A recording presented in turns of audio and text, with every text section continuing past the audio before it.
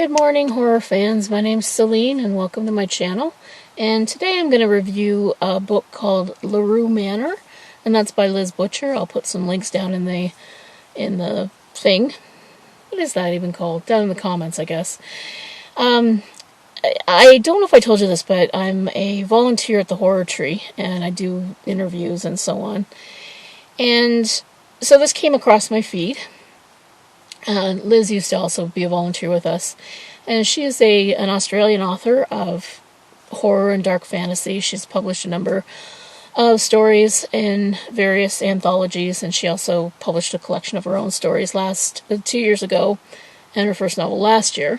So this is very different from some of the other stuff that she's written. It's a creepy, atmospheric, gothic tale, kind of a haunted house story. The plot is about a young woman named Camille LeRoux, and she and her family moved from Australia to England because her father has inherited this creepy old mansion. Now, when they get there, they find out there's some family secrets, one of which is very mysterious, in that there hasn't been a girl in the LeRoux line in almost 200 years.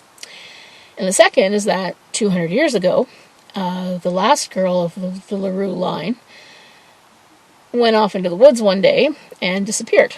And her father went in to find her and turned up murdered. So nobody really knows what happened, but it's long been a scandal in the town. So over time, of course, the mansion has gone to seed, as these things do. And it's always sort of sat there like a relic, and so we see lots of scenes of her mother trying to, beat the dust out of the curtains and wash the windows.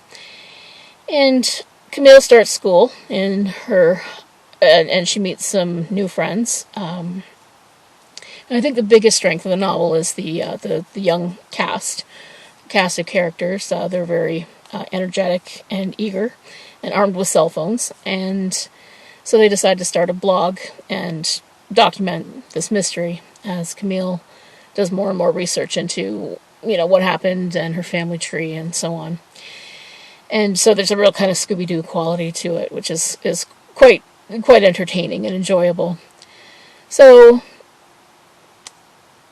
that's the basis for the story. I'm not going to give you any spoilers other than what I've already given. It's definitely worth a read. I'll give it about 4 stars out of 5. My only minor quibbles, I received a proof, and so there were some typos that were kind of distracting. I really hope those were fixed before it went to print. And my other quibble is with the pacing of the first half of the novel, because Camille had a tendency she would find something out, and then she would think about it, and then she would tell someone, and then she would tell the whole group, and then they would talk about it again. So each thing that happened got referred to 4 or 5 times, and I think it really kind of dragged down the pacing of it. The story really ramps up the last probably 60 pages or so. And one of the things that I kind of had a feeling, some stories need to be longer, and some stories you sometimes feel that they might benefit from being a little shorter.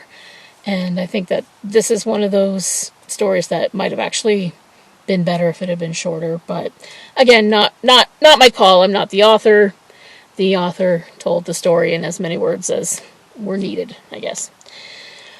So that's my review of LeRoux Manor by Liz Butcher. I hope you check it out if you like haunted house type stories, if you like gothic stories, especially with a young cast.